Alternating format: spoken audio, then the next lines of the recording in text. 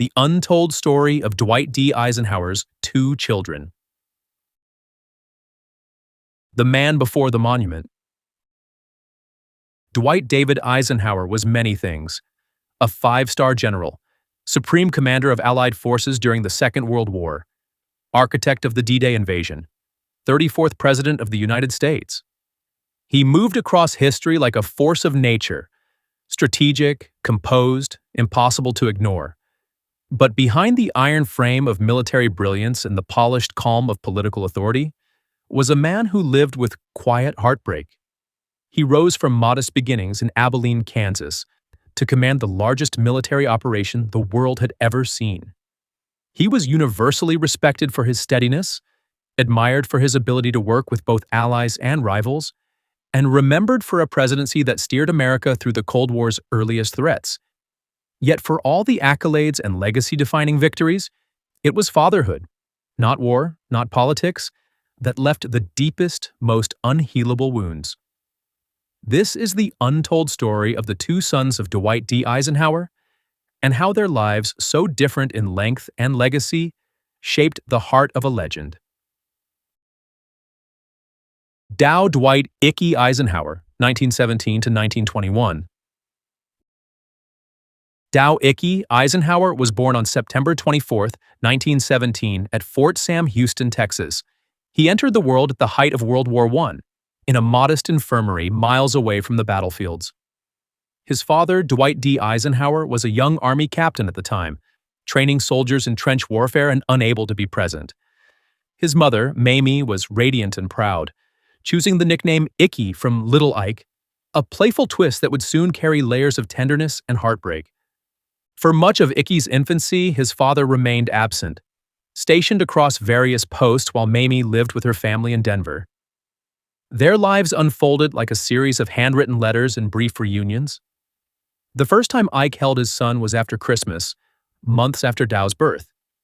Mamie had fallen ill with pneumonia, so even that moment was touched by frailty. In 1920, a brief window of joy opened when the family was assigned to Fort Meade, Maryland. Their quarters were little more than converted wartime barracks, but within those walls, they carved out something that resembled a real home. Icky was 3 then, cheerful and adored. The soldiers on base embraced him like their own, dressing him in a miniature uniform, calling him their mascot. His presence was a tonic, softening the edges of military life with innocence and laughter. Dwight, who rarely wore emotion on his sleeve, was openly proud. He paraded Icky around the post like a badge of honor. Mamie, too, found joy in those months. It was the first time in years that their family had felt complete. But that sense of wholeness did not last. On Christmas Eve 1920, Icky fell sick with scarlet fever. At the time, antibiotics didn't exist, and the disease often proved fatal. Mamie, exhausted and emotionally depleted, soon caught it herself. The house was quarantined. For days, Dwight waited helplessly. And then, on January 2, 1921, as the winter morning pressed against the windows, Icky died in his father's arms. Dwight later wrote, "This was the greatest disappointment and disaster in my life, the one I have never been able to forget completely." Icky was buried in Denver in the Dao family plot, but decades later, in 1966, Dwight, by then an aging former president facing his own declining health, had his son's remains moved to the Eisenhower Presidential Library in Abilene, Kansas.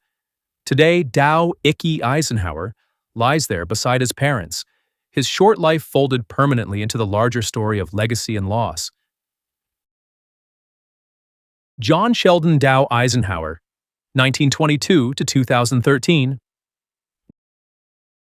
John Eisenhower was born on August 3, 1922 in Denver, Colorado, just over a year after the death of his older brother.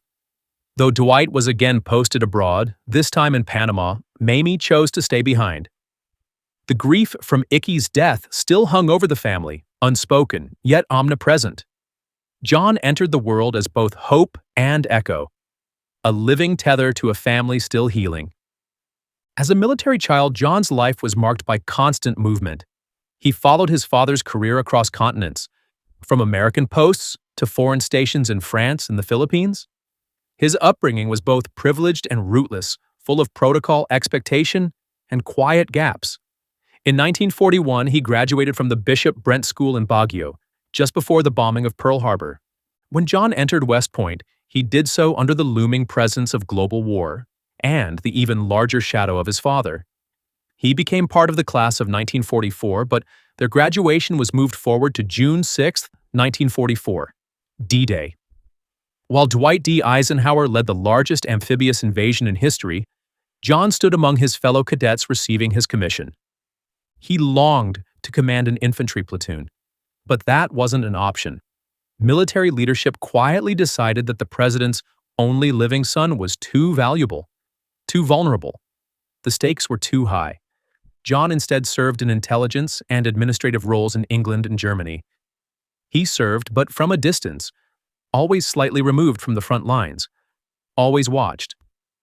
In 1947, he married Barbara Jean Thompson, the daughter of a respected colonel. She was composed, intelligent, and unshakable. Together, they would have 4 children: David, Anne, Susan, and Mary. Their son David would later marry Julie Nixon, the daughter of President Richard Nixon, merging 2 American dynasties. John continued his military career with quiet diligence. He earned a master's in English literature from Columbia University and returned to West Point to teach. When the Korean War erupted, he returned to active duty, this time commanding troops on the ground. As his father began campaigning for the presidency, John prepared for war. Before shipping out, he and Ike had a solemn conversation. If captured, he was not to allow himself to be used for leverage. He would, if necessary, take his own life.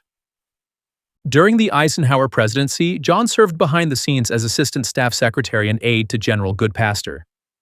In 1958, he bought property near the Eisenhower farm in Gettysburg, so his children could grow up near their grandparents. He retired from active service in 1963 but continued in the Army Reserves, eventually attaining the rank of Brigadier General. His post-military career was marked by diplomacy and writing. In 1969, he was appointed U.S. Ambassador to Belgium by President Nixon, his own son-in-law's father-in-law. He served until 1971, praised for his calm and clarity. Under Gerald Ford, he chaired the President's Advisory Committee on Refugees and later consulted on military policy and veterans affairs. But perhaps John's greatest legacy was his writing. He was a gifted historian with a measured tone. His books include The Bitter Woods, a detailed look at the Battle of the Bulge, So Far from God on the Mexican-American War, and Yanks, a study of America's involvement in World War II. In 1974, he published Eisenhower. At Ease, a memoir reflecting on his father, not as a general or president, but as a man. John didn't idolize Dwight, he examined him. In interviews, he often said, "My father was not perfect." It was a small sentence that carried generations of meaning. In his final decades, John Eisenhower continued writing and speaking, often advocating caution in American foreign policy. He rejected the spotlight, but never the weight of history. On December 21, 2013, at the age of 91, he passed away at his home in Tracy's Landing, Maryland. He was buried at West Point, where his journey as a soldier, a father's dual legacy. The lives of Dwight Eisenhower's 2 sons could not have been more different, yet both were bound by legacy. Dao Icky, lost at just 3 years old, became a permanent scar, a silent tether that Dwight never escaped. John, living to 91, carried the Eisenhower name with stoicism and scholarship, yet always felt its weight. Together, their stories form the quiet undercurrent beneath the roar of public triumph. They remind us that even the most powerful lives are shaped by personal grief, and that legacy is not only what you leave behind, it's what you carry with you day after day. Behind every great man is a story the world rarely hears, and sometimes it's the story of those who never got to step into the light. If this narrative moved you, consider subscribing to our channel. Here, we don't just tell you who made history, we show you what it cost.